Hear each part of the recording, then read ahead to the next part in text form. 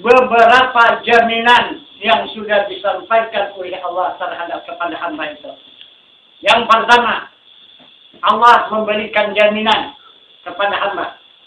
Ya ayyuhalladzina amanu qu anfusakum wa ahlikum nara. Wahai orang yang beriman, selamatkan diri kamu dan ahli keluarga kamu daripada api neraka. Itu jaminan Allah. Jika sampai kita kepada tingkat iman, perjalanan ilmu kita ini, maka dijamin oleh Allah Subhanahu wa Ta'ala. Lepas daripada neraka, diikut sertakan ahli keluarga. Nah itu, mana ahli keluarga? Pertama istri, kedua ibu, dan ketiga ayah. Ah itu. Dari mana jalannya? Istri itu sudah diri suami. Ya. Ah itu. Istri itu adalah diri suami. Karena sudah dibayar oleh suami. Ah itu menjadi hak milik suami, itu istri.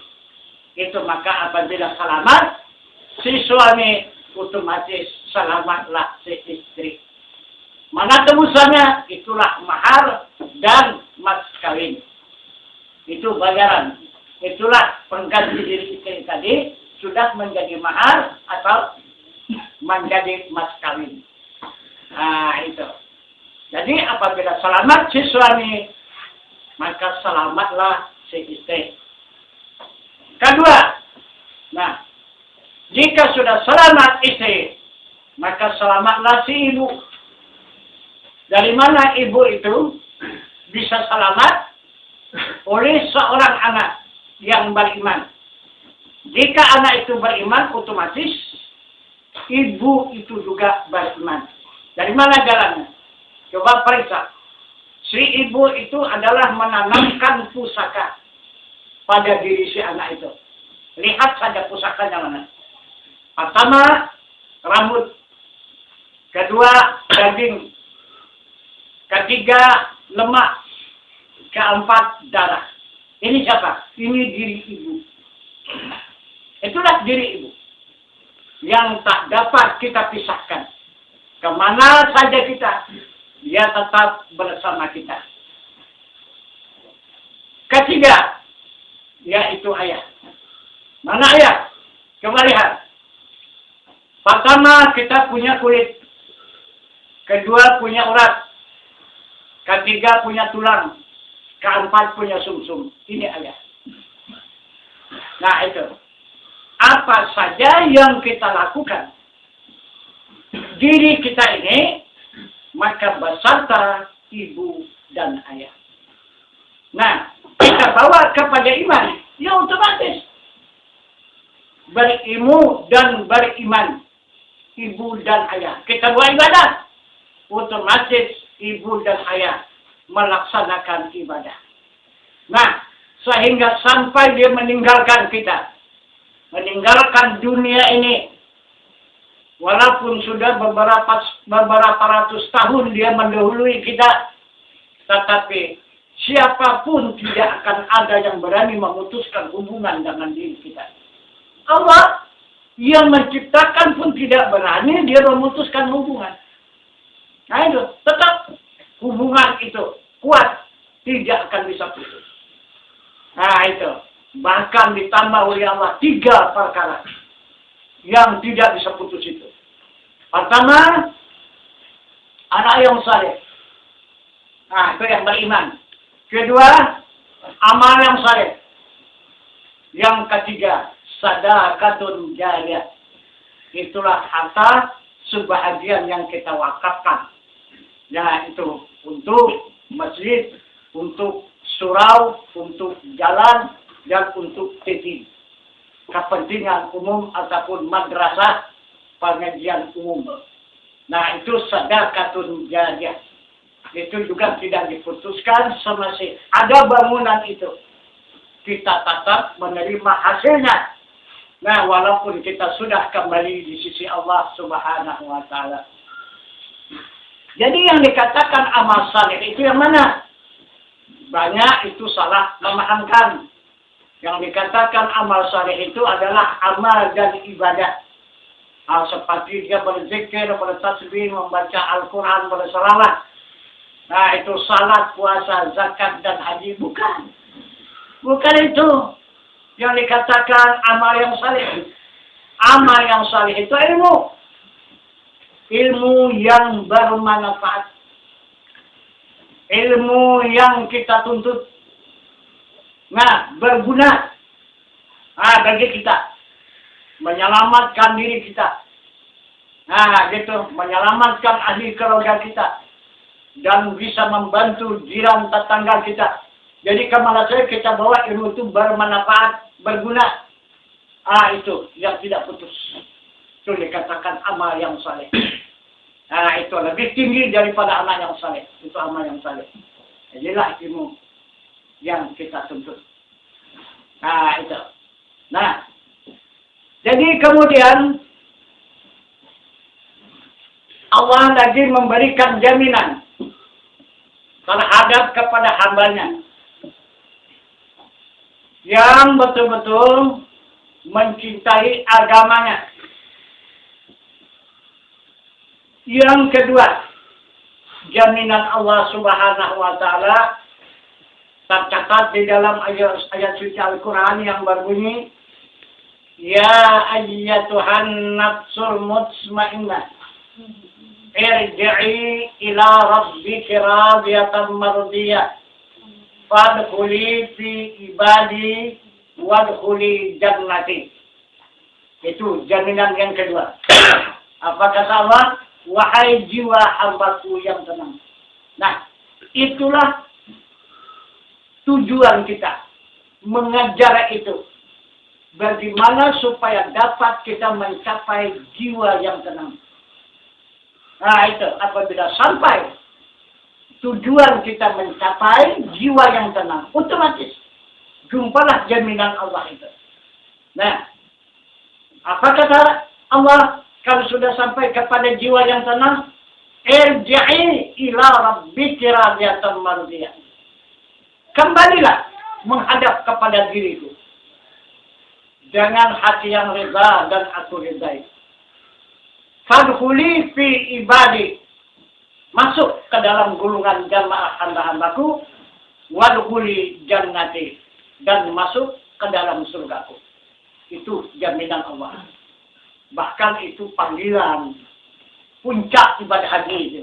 Nah, itu panggilan Arafah itu. Wukuf di Arafah. Dua.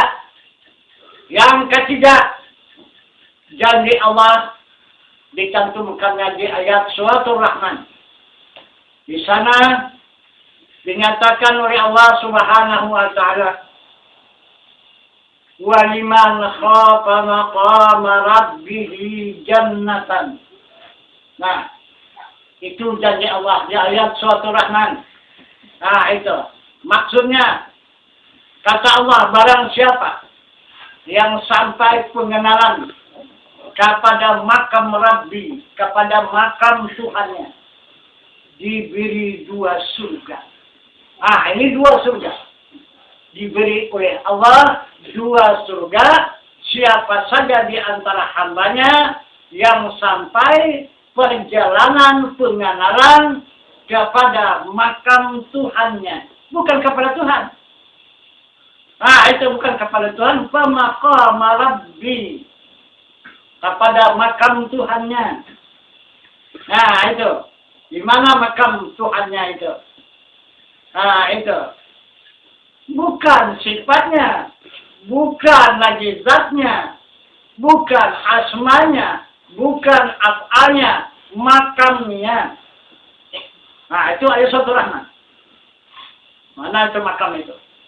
Jadi ini tiga janji Allah terhadap kepada hamba-hambanya yang beragama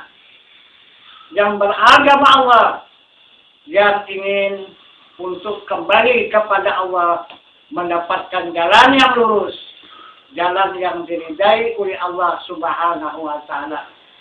Kemudian, jika sudah mendapat jaminan dari Allah Subhanahu wa Ta'ala, maka Rasulullah juga memberi jaminan kepada kita umat. Apa jaminan Rasulullah kepada kita umat? Maka dinyatakannya, man ahabbani kana fi ma'i fil jannah. Siapa-siapa yang mencintai aku beserta aku kelak di dalam surga. Jadi tidak ada yang diragukan. Tidak ada yang disangsikan kita dalam agama ini. Walaupun kita tidak sedikit pengorbanan yang kita laksanakan di dunia ini. Walaupun seperti itu jaminan Allah, tetapi tidak ada seseorang hamba itu yang mulus masuk ke dalam surga tanpa ada perjuangan, tanpa ada pengorbanan, tanpa ada usaha, tanpa ada perjalanan.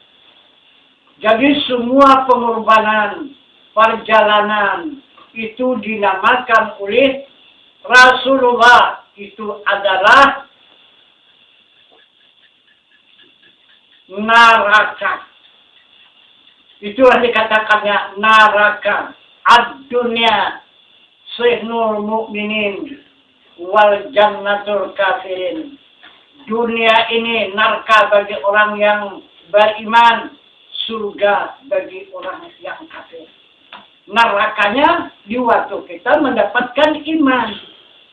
Dari ilmu kita tuntut berapa ilmu? Dari mulai syariat, tarikat, hakikat, dan ma'rifat. Itu ilmu tadi. Belum lagi derajat ilmu 4. Itu hayalullah, fanafilah, bakabilah, musyahadah. Itu. Ini.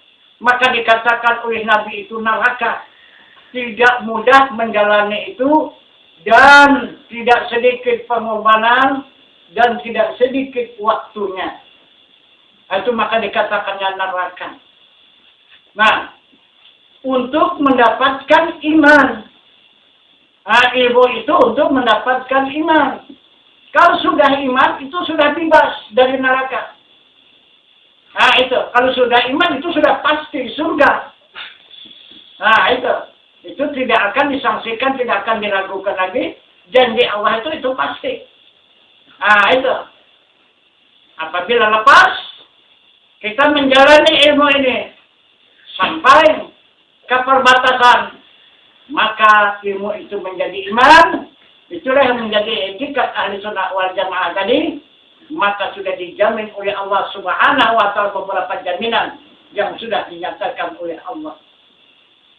Itu. Itu maka dikatakannya dunia ini neraka bagi orang yang beriman, surga bagi orang yang kafir.